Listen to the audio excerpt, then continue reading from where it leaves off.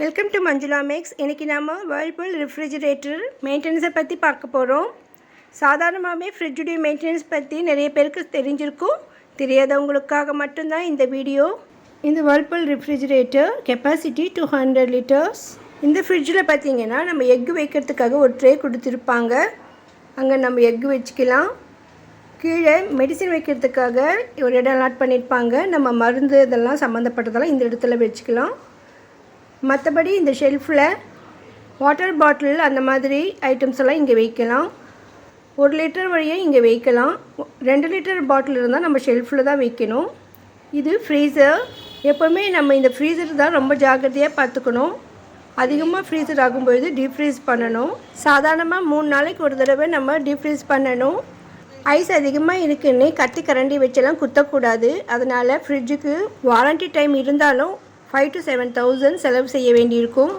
அதனால் எப்போவுமே ஐஸை கரண்டியால் குத்தி எடுக்காதீங்க. பக்கத்தில் இந்த பட்டனை ப்ரெஸ் பண்ணும் பொழுது ஐஸ் எல்லாம் ஆட்டோமேட்டிக்காக கரைஞ்சிடும்.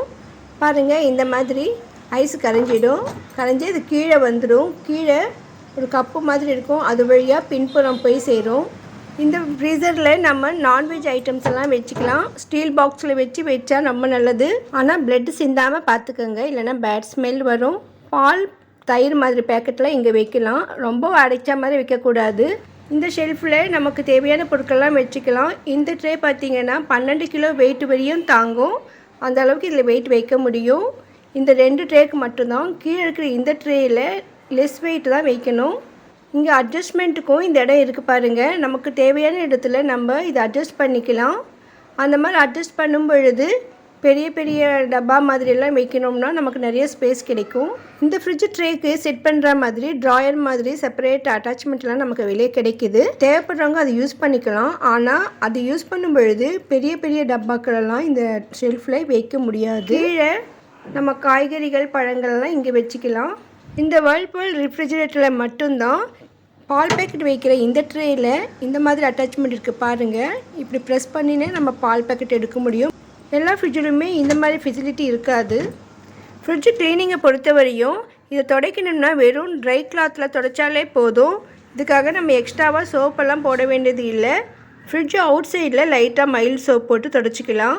நார்மலாக இந்த ஃப்ரிட்ஜு 20 to 30 மினிட்ஸ்க்குள்ளேயே ஃபுல் கூல் ஆகிடும். கூலிங்கை பொறுத்தவரை 1 to 2னா லோ, 3 to 4 மீடியம், 5னா ஹை. நார்மலாக நம்ம 1 to 2 வச்சாலே போதும். சம்மர் சீசனில் 3 to 4 வரையும் வைக்கலாம். வீட்டுக்கு கெஸ்ட் யாராவது வராங்க, ஃப்ரிட்ஜு மொத்தம் ஃபுல் லோடாக இருக்குன்னா அப்போ மொத்தம் 5 வைக்கலாம். மற்றபடி 3 to 4 போதும். 3 டேஸ்க்கு ஒன்ஸு டீஃப்ராஸ்ட் பண்ணுங்கன்னு இங்கே பக்கத்தில் மென்ஷன் பண்ணியிருப்பாங்க. அதே மாதிரி பண்ணும்பொழுது நம்ம அதிகமாக உள்ள ஐஸ் ஃபார்ம் ஆகாது. மழை மாதிரி அதிகமாக ஐஸ் எல்லாம் ஃபார்ம் ஆகிடுச்சுன்னா உள்ள ஃப்ரிட்ஜுடைய கூலிங் குறைஞ்சிடும். லோ மீடியம் வச்சா கூட நமக்கு ஐஸ் ஃபார்ம் ஆகும். அதனால் நம்ம அப்பப்போ டீஃப்ராஸ்ட் கண்டிப்பாக பண்ணணும். அந்த மாதிரி செய்யும் பொழுது ஐஸ் கரைந்து அந்த ட்ரே கீழே ஒரு கப் இருக்கும். அது வழியாக பின்பக்கம் வந்து சேரும். பாருங்கள், இந்த மாதிரி ஒரு பேஸ்கெட்டு பின்னால் இருக்கும். அங்கே போய் சேரும். கொஞ்சமாக தண்ணி வந்தால் தானாகவே எவாப்ரேட் ஆகிடும்.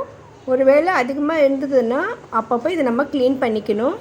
இந்த Whirlpool ரெஃப்ரிஜிரேட்டருக்கு 1 year கேரண்டி இருக்குது. மோட்டருக்கு 10 years கேரண்டி. ஃப்ரிட்ஜுக்கு எவ்வளோ கரண்ட்டு செலவாகும்னு நிறைய பேர் யோசிப்பீங்க. அதை நம்ம யூஸ் பண்ணுறதை பொறுத்து. நார்மலாக நம்ம யூஸ் பண்ணுறப்போ ஒரு நாளைக்கு 1 யூனிட் வரையும் கரண்ட் ஆகும். ஸ்டீல் பாத்திரங்களை உபயோகப்படுத்துறதால அதிகம் கரண்ட் ஆகும். பிளாஸ்டிக்னால் கம்மியாகும்னு சிலர் நினைப்பாங்க. ஆனால் அப்படியெல்லாம் எதுவுமே இல்லை. ஃப்ரிட்ஜில் நம்ம எந்த பொருளை வச்சாலும் அது ஃபுல்லாக க்ளோஸ் பண்ணி வைக்கணும். நம்ம சரியாக க்ளோஸ் பண்ணாமல் இருந்தால் நம்ம ஒரு பூ இந்த மாதிரி வைக்கும் பொழுது அதனுடைய ஃப்ளேவர் ஃப்ரிட்ஜு ஃபுல்லாக வந்துடும். நம்ம வைக்கிற உணவுப் பொருளையும் அந்த ஃப்ளேவர் வந்துடும். அதனால் நம்ம வைக்கிற ஒவ்வொரு பொருளையும் ஃபுல்லாக க்ளோஸ் பண்ணி தான் வைக்கணும். நம்ம எல்லா பொருட்களையுமே ஃப்ரிட்ஜில் வைக்கலாம்னு சொன்னாலும் சில பொருட்களை கண்டிப்பாக வைக்கக்கூடாது. வெஜிடபிளை பொறுத்தவரை வெங்காயம், உருளைக்கிழங்கு, வாழைப்பழம் வைக்கக்கூடாது. அதில் அதிகமாக நீர் சத்து இருக்கிறதால உள்ளே வைக்கும் பொழுது சீக்கிரமாக அழுகிடும். அதே மாதிரி வாட்டர் மிலான், அதாவது தர்பூசணி பழம் வைக்கும் பொழுது ஒரு நாளையே யூஸ் பண்ணிடணும். ரொம்ப நாளெல்லாம் ஃப்ரிட்ஜில் வைக்கக்கூடாது. இந்த வீடியோவில் உங்களுக்கு ஃப்ரிட்ஜுடைய மெயின்டெனன்ஸை இந்த ஃப்ரிட்ஜ் டெமோ கொடுத்த தம்பி வந்திருந்தார். அவர் சொன்னதை தான் நான் உங்கள் கூட ஷேர் பண்ணியிருக்கேன். இந்த வீடியோ உங்களுக்கு ரொம்ப யூஸ்ஃபுல்லாக இருக்கும்னு நான் ஃபீல் பண்ணுறேன்.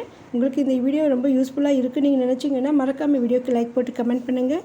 இதுவரையும் சப்ஸ்கிரைப் பண்ணாதவங்க ப்ளீஸ் சப்ஸ்கிரைப் பண்ணுங்கள். பக்கத்தில் இருக்கிற பெல் ஐக்கானை ப்ரெஸ் பண்ணி அதில் ஆல் என்ற ஆப்ஷன் செலக்ட் பண்ணுங்கள். தேங்க்ஸ் ஃபார் வாட்சிங்.